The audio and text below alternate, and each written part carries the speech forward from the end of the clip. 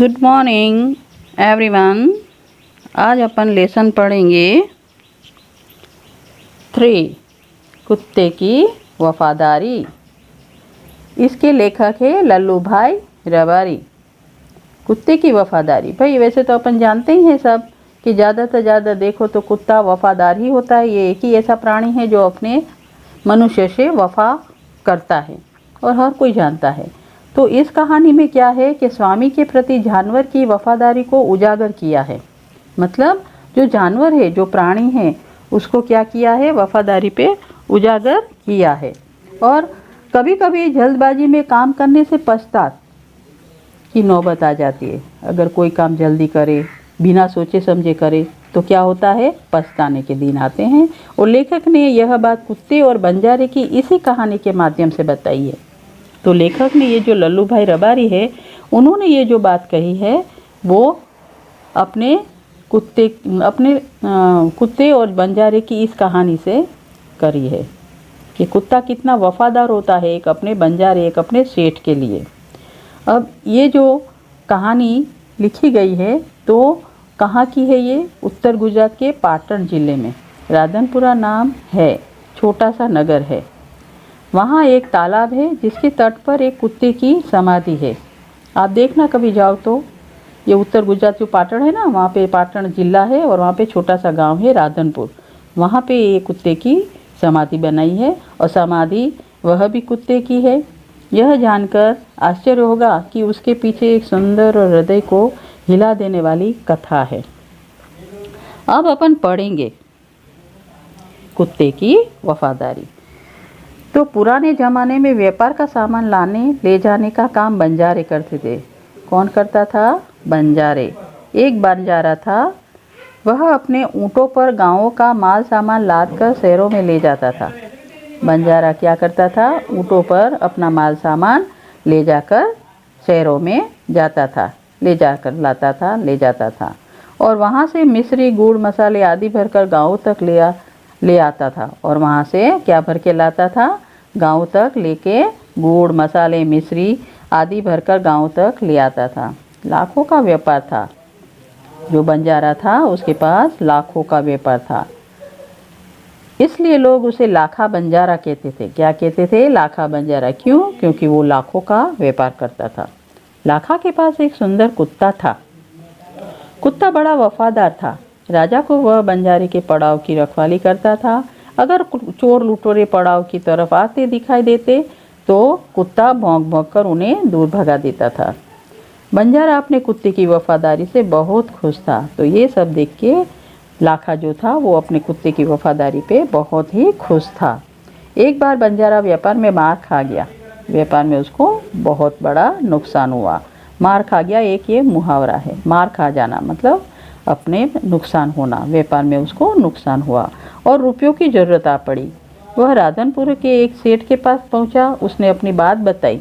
वह राधनपुर में एक सेठ रहता था, उसके पास जाके उसने अपनी बात बताई कि भाई, सेठ को कहा उसने, रुपये तो मैं दे दूंगा मगर उसके बदले में तुम क्या गिरवी रखोगे? अब जब लाखा ने सेठ के पास रुपये मांगे तो वो सेठ ने क्या कहा कि मैं रुपये तो तुम्हें दूंगा, लेकिन तुम्हारे पास ऐसी कौन सी चीज़ है जो मेरे पास गिरवी रखोगे? मेरे पास गिरवी रखो तो मैं उस पर तुमको पैसे दूं। लाखा बोला, सेठ जी मेरे पास फूटी कौड़ी भी नहीं है। फूटी कौड़ी मतलब बिल्कुल उसके पास बहुत ही गरीब हो गया था क्योंकि उसको नुकसान पहुंचा था व्यापार में, तो उसके पास फूटी कौड़ी भी नहीं है। मैं तुम्हें क्या गिरवी रखोगे? मैं तुम्हें क्या दूं? मैंने व्यापार में सब कुछ खुआ दिया है। मेरी ज़बान पर विश्वास रखें और मुझे रुपये दे दीजिए। मैं आपकी पूरी रकम सूद समेत 1 साल में ही चुका दूंगा। सूद समेत मतलब ब्याज सहित। मैं तुमको ये पैसे तुमको वापस लौटा दूंगा। Now turn the page. फिर सेठ बोले, कोई बात नहीं, तुम्हारे पास यह कुत्ता है तो तुम इसी जमानत पे मेरे पास रख दो।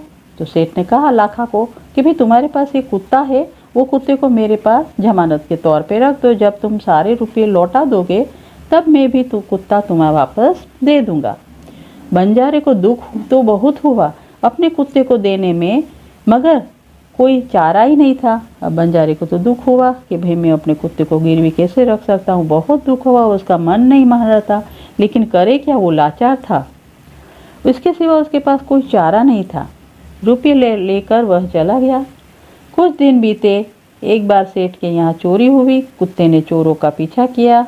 दूर जंगल में जाकर चोर ने सारा माल सामान जमीन में गाड़ दिया और वहाँ से 9 2 11 हो गए। 9 2 11 हो गए मतलब ये मुहावरा है, 9 2 11 होना।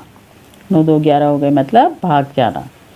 तो जो चोर थे, डकैत थे, उन्होंने सेठ के वहाँ चोरी करी और सारा चोरी करके वहाँ से भाग गए। 9 2 11 हो गए। कुत्ता वहाँ भौंक भौंक कर सेठ को बताने लगा कि लुटेरे आपकी दुकान को तोड़कर माल उठा ले गए हैं। सेठ तो हक्का बक्का ही रह गया। कुत्ता सेठ की धोती पकड़कर आगे खींचने लगा। सेठ कुत्ते के पीछे पीछे चलने लगे जहाँ चोरों ने माल छुपाया हुआ था। वहाँ जाकर कुत्ता अपने पैरों से मिट्टी खोदने लगा। थोड़ा ही खोदते पर सब माल सामान निकल आया। सेठ की खुशी का कोई पार नहीं था। वह कुत्ते को प्रेम से थपथपाने लगा।